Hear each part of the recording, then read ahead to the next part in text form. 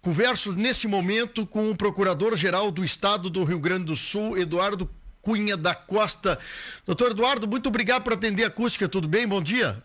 Bom dia, é um grande prazer poder atender a Acústica e poder também aí conversar com os nossos ouvintes. Bom, assunto precatório, a gente sabe que é um assunto complicado. Eu falo isso não só para o estado do Rio Grande do Sul, mas prefeituras têm precatórios, União tem precatórios.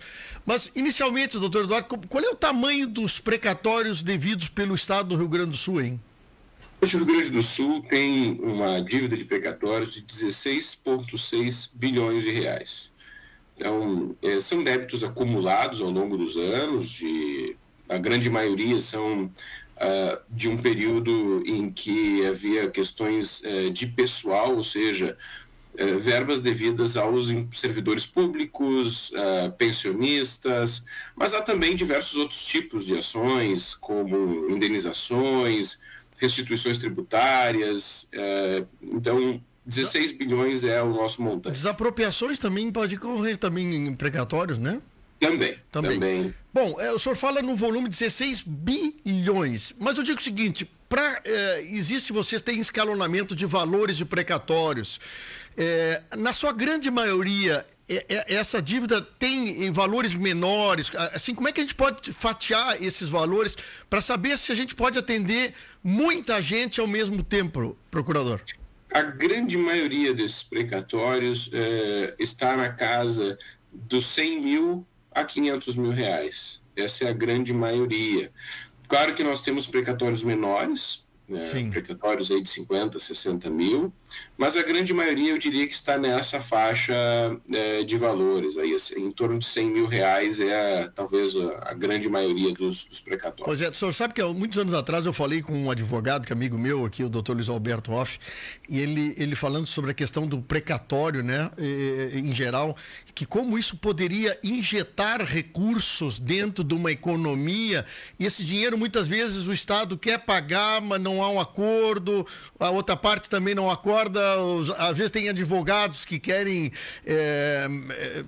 estender um pouco mais em função de honorários, mas imagina só um montante desses vindo para dentro das contas das pessoas que são credores, o que isso poderia modificar uma economia de várias partes da região, né, doutor? Sem dúvida nenhuma. Esse é um dos fatores importantes que o Poder Executivo tem priorizado o pagamento de precatórios, porque isso significa dinheiro circulante, dinheiro que as pessoas vão utilizar na economia, vão fazer compras, vão movimentar a nossa economia. Então, esse dinheiro representa bastante, por isso o Estado agora está fazendo uma contratação com o Banco Mundial para termos mais 3 bilhões de reais para fins desses acordos. Então, nós temos um valor aí que vai ser injetado a partir de um empréstimo para pagamento de precatórios, tudo previsto na Constituição Federal. Certo. E aí o Estado quer se propor a pagar quanto dos precatórios? Então, é 3 bilhões ou tem mais dinheiro que pode pagar? Não, vamos lá. Na verdade, tem mais dinheiro. O Estado, pela Constituição e pelas leis que foram aprovadas depois, ele destina 32 milhões e meio por mês para esses pagamentos. Sim. Então, porque são 65 milhões por mês, sim. Metade para a ordem cronológica, metade para o pagamento por acordo. Sim. Então, esses valores, eles já tem alguns anos, são valores destinados para uma conta todos os meses. Havendo ou não havendo acordo naquele mês, o dinheiro fica nessa conta. Tá certo. E qual é o montante que o senhor, eu digo em função do Estado, mas quanto dinheiro tem hoje para, tendo o acordo, começa a pagar?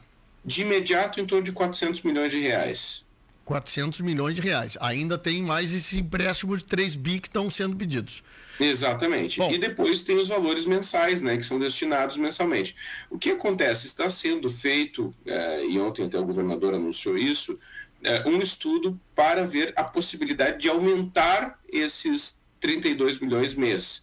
Isso depende do fluxo do andamento dos acordos, porque as pessoas vão manifestar seus acordos, nós vamos dando as respostas, e a partir disso nós vamos tendo a possibilidade de fazer esses pagamentos em separado.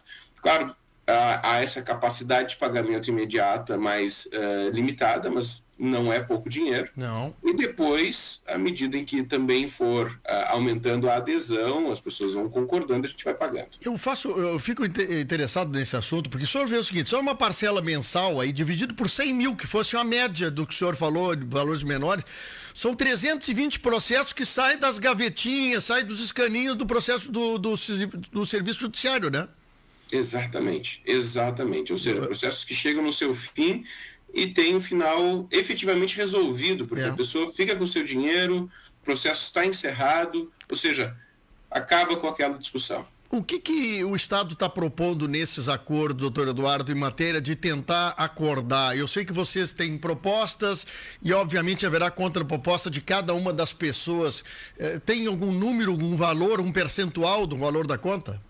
Tem sim. Nós, justamente por ser um órgão público e justamente por nós termos de tratar igualmente todas as pessoas, o Estado ele faz um pagamento com 40% de desconto, ou seja, 60% do valor do valor do precatório atualizado, com juros e correção. Então, o Estado oferece esse valor e esta é uma proposta final. Nós não temos espaço para negociação. 40% de desconto sobre a dívida atualizada até o dia do acordo, é isso? Exatamente. E o Estado paga quando, procurador? O pagamento pode ser imediato, então, na verdade, no imediato nós iríamos em torno de 30 a 60 dias no máximo, porque depende da homologação. Feito o acordo, assinado o acordo, nós submetemos a homologação judicial, que é rápida, porque o judiciário separou juízes específicos para isso, ou seja, no Tribunal de Justiça tem uma juíza que cuida especificamente dessa matéria. Então, tendo homologação, o dinheiro entra em conta em 30, 60 dias. Aonde há resistência, muitas vezes, nesses acordos, procurador Eduardo Cunha da Costa, onde é que tem mais resistência? Lhe pergunto com franqueza. É na parte ou é no advogado da parte que não quer abrir mão de parte dos honorários? Nós temos, assim, um pouco de tudo. Onde está a maior resistência efetivamente? Nos precatórios mais antigos. Precatório, quanto mais antigo, mais perto na fila para receber pela ordem cronológica. Então, essa pessoa menos interesse tem em receber com desconto. Já os precatórios mais novos, esses as pessoas têm interesse porque elas têm uma longa fila ainda para aguardar. Qual é o precatório mais velho que vocês têm para pagar? O senhor tem ideia? Hoje nós estamos pagando 2002. Então, nosso precatório mais antigo deve ser em torno... Se bem que como essa questão envolve, como eu disse, ordem cronológica e também acordos, muitas vezes essa ordem, então, a única forma da ordem ser quebrada é por meio desse acordo, senão a ordem ela é seguida de modo rigoroso. O senhor, eu digo de novo, perdão, desculpa, eu falo no senhor, mas é como responsável pela Procuradoria. Mas tem se pago precatório, deve ter muitos casos, o senhor está pagando para herdeiros já, né? Sim, não, sem dúvida, porque nós tínhamos também processos que eram de pensionistas. Então, por exemplo, nos anos 90, houve uma discussão sobre a pensão integral. E depois veio a decisão de que a pensão deveria ser integral, ou seja, uma discussão anterior. Agora a Constituição mudou, as pensões novas já não são mais integrais, mas as pensões antigas, então normalmente a pensionista já era uma pessoa idosa. Sim, Aí ganhou a ação e tinha ainda de aguardar o precatório. Então, muita ação com herdeiro, sim. E aí a pessoa falece e quem vai receber é os herdeiros e muitas vezes o herdeiro do herdeiro, né? E aí tem um processo judicial que tem que estar devidamente separado, os bens. Deve ser uma confusão para quem tem herança de um precatório, né? Principalmente se tem 2, 3 filhos, né? Mas é uma questão complicada. Bom, os senhores lançaram ontem essa ideia aí de fazer esse ajustamento, eu acho assim que é importante, né? Qual é a sua perspectiva pessoalmente, assim? O senhor acha que isso aí motivará a ter bastante acordo nos próximos meses? Sem dúvida nenhuma.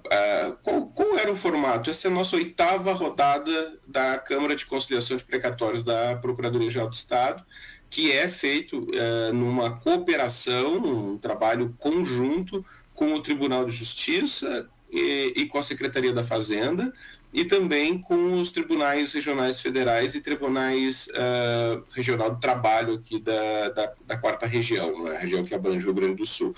Porque há processos trabalhistas, há processos federais, mas a grande maioria da justiça estadual. Qual a nossa perspectiva agora? Como nós estamos chamando todos os precatoristas, e eu falo dos precatórios mais recentes, e ontem nós comunicamos, nós temos 65 mil precatórios. Opa. Esses 16 bilhões de reais, 16,6 bilhões de reais, estão divididos em pouco mais de 65 mil precatórios.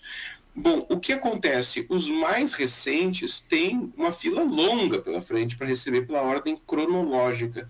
Então, nós acreditamos que essas pessoas vão vir para receber antes e, consequentemente, vão aceitar fazer por meio de acordo, vão preferir resolver o problema por meio de acordo. Então, a nossa perspectiva aqui é que seja um grande número, sim, de acordos. O interessante é motivar também, eu falo sempre nos advogados, que eu tenho inúmeros amigos advogados, mas motivar os advogados também a